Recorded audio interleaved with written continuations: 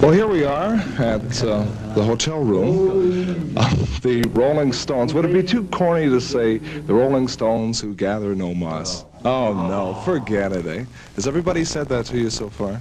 Or made puns in America? Well, in certain places, one finds that they say it. Other places, they don't. Okay, so we didn't say it here today. We'd like to meet the fellas right now, starting off with...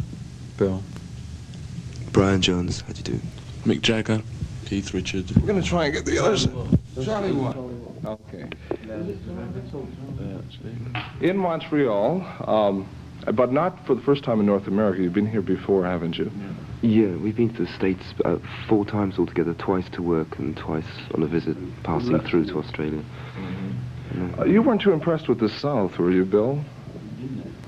Well, the Midwest and that is a bit quiet over there. But you don't have to go to the Midwest, do you? No, I guess not. What are some of the towns that impressed you the most through the States, Brian? New York and Los Angeles are about the only ones impressed, actually. And they did impress us very much. We like them. I think Chicago's all right, and there's a little place in Texas called San Antonio, which we had a good time in. But, I like the States, but with reservations. What reservations?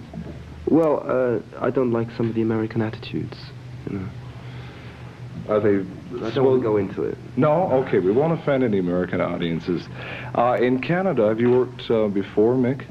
We never worked here before. We tried to get in once, I think, but Keith didn't have a passport. We could have got out of America into Canada, but we couldn't have got back into America again. I really wanted to. Keith had lost his passport. That's when we were in Detroit. Oh, I see. There's a lot of red tape involved. I suppose, did you want to come over to Windsor? Or? Yeah, right. Yeah. That's right. And they wouldn't let you cross. No, because they let us cross. They said it was very doubtful if they let us back in again.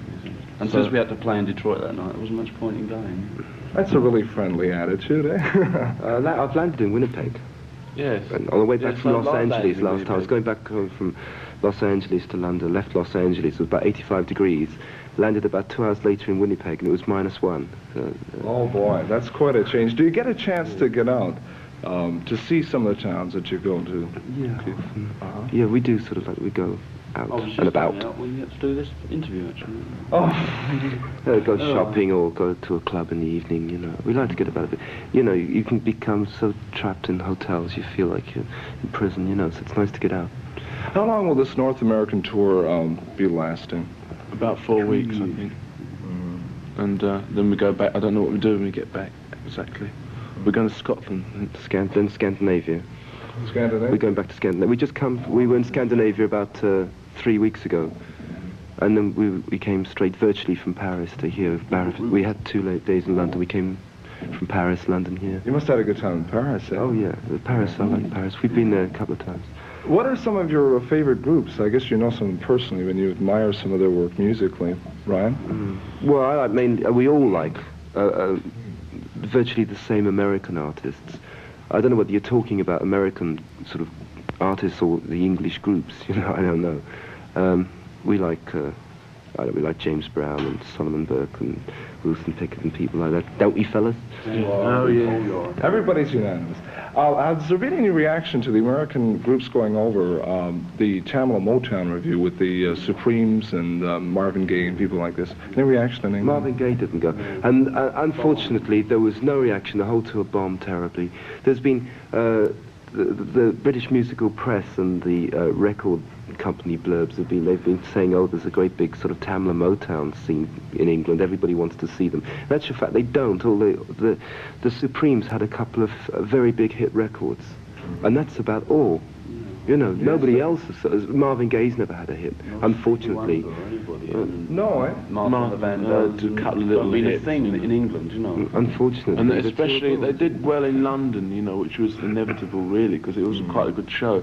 But outside of London, they did nothing. In Bristol, I believe, I was told that in Bristol, which is a big city, they only sold about £8 worth of tickets. £8 worth of tickets? That's about, what's that, that's about just over $20 worth of tickets, that's all. So they gave the rest of the seats away and it was still only about half full. What's the reason for this? Because we've had so many British groups coming over here. Lack of taste. Yeah. Oh. No, but they don't They're not outside of London. You see, in London, Tamla Motown, people will say, "Oh yes, Tamla Motown's great" and everything, and they will go and see them. But outside London, they're not really interested. And it was billed as a Tamla Motown review.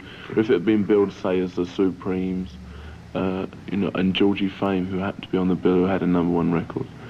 It would have been done better, but they built it Tamla Motown, and outside of London, people are very different. Didn't know what it was all about. I mean, what's Tamla Motown? They probably thought Tamla Motown was a person, you know. Well, listen, next week we're going to come back and we're going to find out more about you and find out about your aspirations and about your stay here in Montreal, okay? Perspiration News Band, okay. The Rolling Stones here, and join us again, of course, next week for part 2 of our interview, okay?